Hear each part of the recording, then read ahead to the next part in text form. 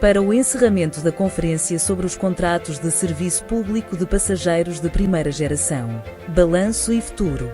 Damos agora a palavra à Sua Excelência o Secretário de Estado da Administração Local e Ordenamento do Território, Carlos Miguel. Minhas caras amigas e meus caros amigos, permitam-me que trate assim a todos e a cada um de vós uma saudação fraterna.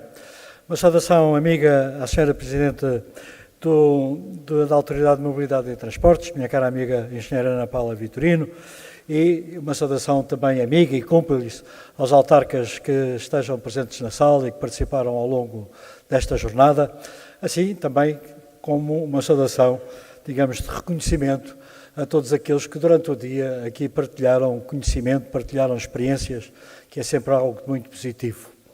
Eu trago uma breve intervenção que seria, digamos, muito mais propícia para ser abertura em vez de ser encerramento, porque aquilo que vos trago é algumas inquietações, e as inquietações devem-se pôr no princípio. No fim, a gente deixa as coisas boas, as boas conclusões, que é, digamos, e a mensagem mais positiva para levarmos para casa. Ainda tentei com o meu colega Jorge Delgado fazermos a troca, porque ele tinha uma série de boas notícias para dar, e de hoje, com certeza, e por isso vir ele à parte final e eu vir ao início, mas a vida dele não lhe permitia. E daí que esteja aqui a encerrar, mas pela intervenção da Sra. Engenheira Ana Paula Vitorino, também já vi que as minhas inquietações também foram inquietações que passaram aqui neste fórum.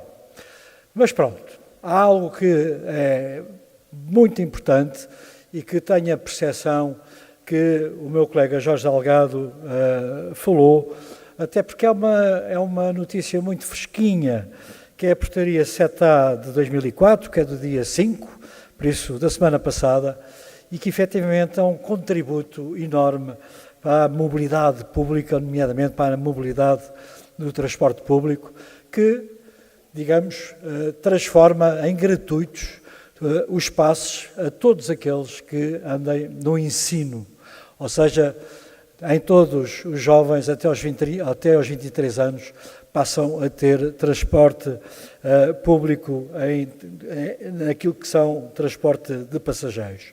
E esse é um avanço enorme, não só para a mobilidade, como para o bem-estar, digamos, das pessoas, como também para as câmaras municipais, porque muito deste transporte, digamos, irá abranger aquilo que é o transporte escolar e por isso aquilo que é pago hoje pelas câmaras municipais passará a ser pago pela Administração Central através, digamos, do custo destes passes gratuitos. Esta boa notícia, que é uma boa notícia, seria uma enorme boa notícia se o transporte público cobrisse todo o território nacional. E essa é a primeira inquietação. E é uma inquietação que, se não a tivermos, nós também não conseguimos avançar. Por isso digo, não de uma forma crítica, mas de uma forma de avaliar o problema para chegarmos, digamos, à solução. E estas inquietações passam por questões que, de certeza absoluta, ao longo do dia, alguns de vós aqui puseram. Ou seja, nós, ao dia de hoje, em Portugal, temos operadores de transporte público que cobrem todo o território nacional? Temos.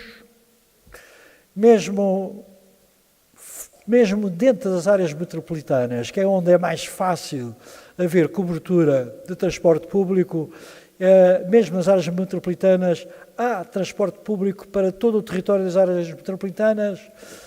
Nas franjas das áreas metropolitanas, essa oferta existe? Julgo que a resposta todos nós a temos. Não existe. Mesmo aqui no Barreiro, que é um exemplo quase único no país, que tem transporte público municipal e tem no porquê. É um luxo ou foi e é uma necessidade? Não conheço o histórico do transporte público municipal no Barreiro, mas tenho a certeza absoluta, conhecendo os municípios, que não foi por luxo, ou como se diz na minha terra, em alguns sítios, não foi por cagança, foi por necessidade de certeza absoluta. E isso é uma preocupação que devemos, digamos, ter e devemos olhar para o futuro como nós podemos resolver isto. E é bom, nomeadamente, que a Autoridade de Transporte possa uniformizar estes dados para podermos tirar conclusões mais objetivas. Dos concursos abertos pelos municípios ou essencialmente, pelas CIMAs, tivemos muitos concorrentes concorrerem a esses mesmos avisos ou tivemos poucos? E nesses avisos tivemos, para além de concorrentes, tivemos concorrência ou não tivemos, ou só tivemos um operador a concorrer e logo sem concorrência e logo pedindo o preço que bem entender, porque a concorrência, digamos, não existem.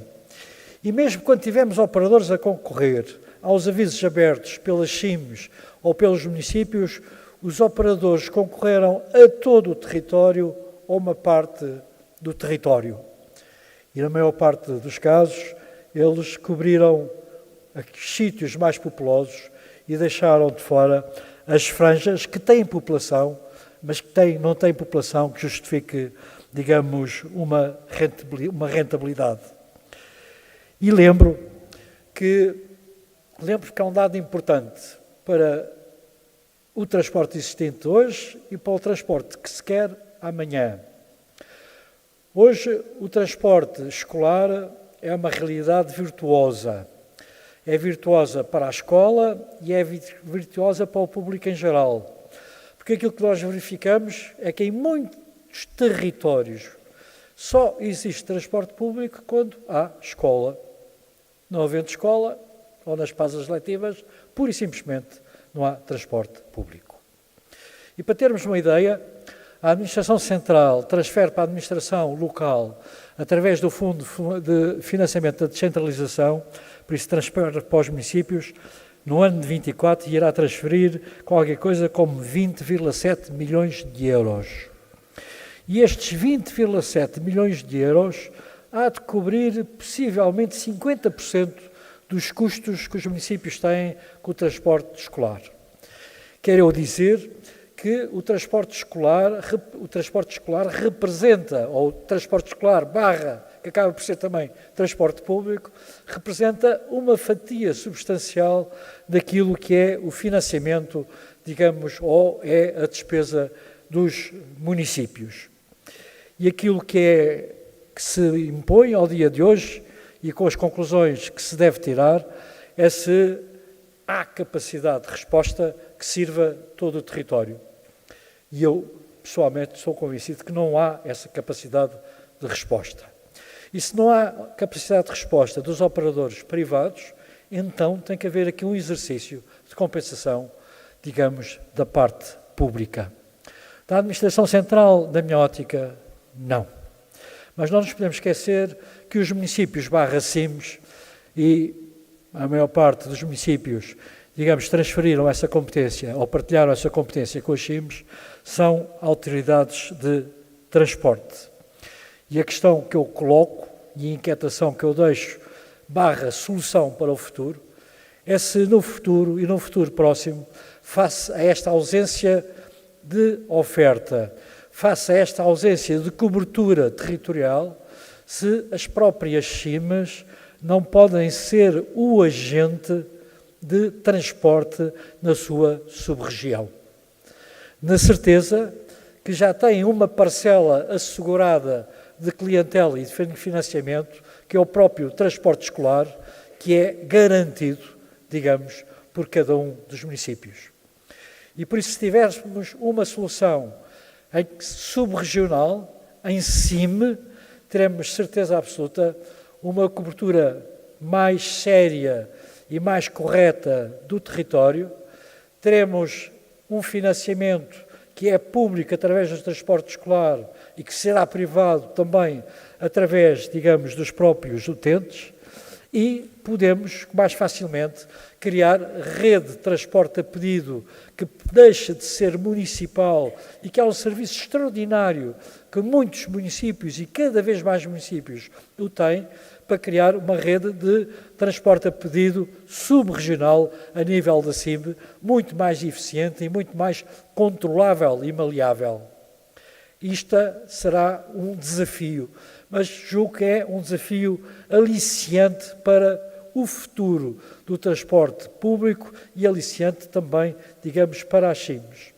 Porque se aliarmos tudo isto, este transporte, esta rede de transporte, mais um transporte a pedido e mais o trabalho visível, mas nem sempre valorado, que é feito pelas juntas de freguesia, que são aqueles que estão ali mais ainda perto das pessoas, e integrando-os nesta rede, então aí iremos conseguir uma verdadeira cobertura territorial de transporte público. Eu costumo dizer, com alguma graça, mas com muita seriedade, que um presidente de junta ou um elemento executivo da junta com uma carrinha de 9 lugares faz mais serviço público que muitas repartições do Estado com sede em Lisboa. E é verdade. É verdade, e falo por experiência enquanto autarca, que ainda não me esqueci, em que a carrinha de 9 lugares que o Presidente da Junta ou o elemento da Junta de manhã vai buscar a criança ao casal mais distante, porque, digamos, o autocarro não chega lá, depois de fazer o serviço de manhã para a escola, a seguir começa a transportar os mais idosos ao centro de saúde, ou ao mercado, ou à praça, e por isso é, digamos, um agente, poderão ser agentes ativos, assim saibamos dar-lhes mais capacidade financeira, mais estabilidade financeira e melhor entrosamento entre Junta de Freguesia e Câmara Municipal. E por isso, se a minha inquietação que vos deixo é a inquietação da falta de cobertura de todo o território e da falta de operadores para chegarem a todo o território, também vos apresento esta sugestão / solução, que não será para amanhã, não será para depois da manhã, mas se calhar a breve trecho poderá ser e deverá ser, na minha ótica, uma solução verdadeiramente efetiva, que é de ter rede de transporte público subregional, organizado a nível das CIMs, com vantagem para todos, nomeadamente para o território, mas principalmente para as pessoas. À minha querida engenheira Ana Paula Vitorino, muito agradeço não só as palavras que me dirigiu, simpáticas, mas agradeço-lhe o convite. Hoje foi um dia, como aos outros, a correr muito, mas também posso dizer que não consegui produzir um parafuso. Foi só correr, e mais correr. Obrigado a todos.